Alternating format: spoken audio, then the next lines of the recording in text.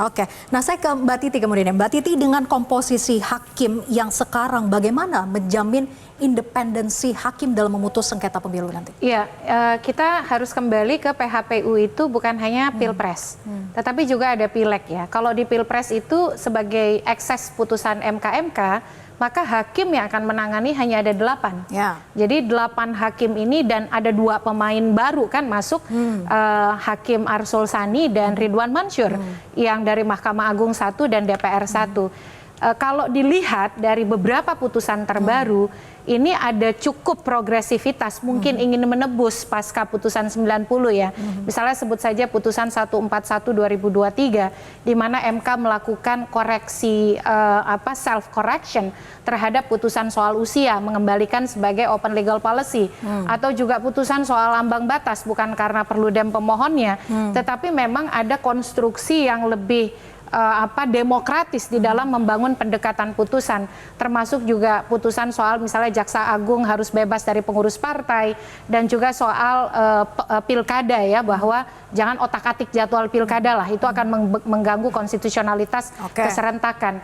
Dari sana sebenarnya kita ada cukup punya harapan bahwa akan ada progresivitas dan kejutan-kejutan menjanjikan dari hakim. Yang diharapkan terobosan ya, tadi betul, ya, mengusut juga soal pra pencoblosannya. Betul, yang 8 ini dia akan hadir dengan pendekatan substantif ya, bukan hanya sekedar pendekatan prosedural.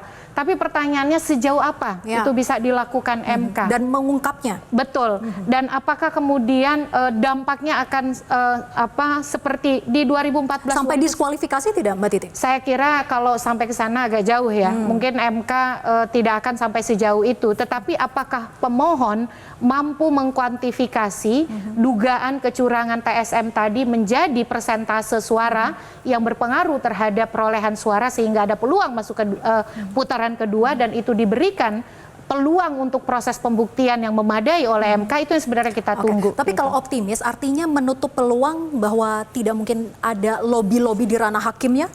Ya, ini bergantung kita, pengawalan kita semua ya. Saya ingin membawa ini sebagai himbauan kepada Mahkamah Konstitusi. Mahkamah Konstitusi dalam perjalanannya pasca kasus Akil Mokhtar, kasus Patrialis Akbar, selalu bisa memanfaatkan momentum pemilu sebagai momentum untuk mengembalikan kepercayaan publik kepada kelembagaan MK. Dan mestinya ini menjadi momentum MK meneguhkan diri keluar dari jebakan politisasi yudisial, bahwa Mahkamah Konstitusi menjadi bagian dari yudisialisasi politik, diberikan ruang untuk menyelesaikan perselisihan hasil yang itu merupakan mega politik ya, dan Mahkamah akan mempertahankan independensinya. Jadi jangan kehilangan momentum itu, dan kita semua menunggu itu. Jelajahi cara baru mendapatkan informasi. Download Metro TV Extend sekarang.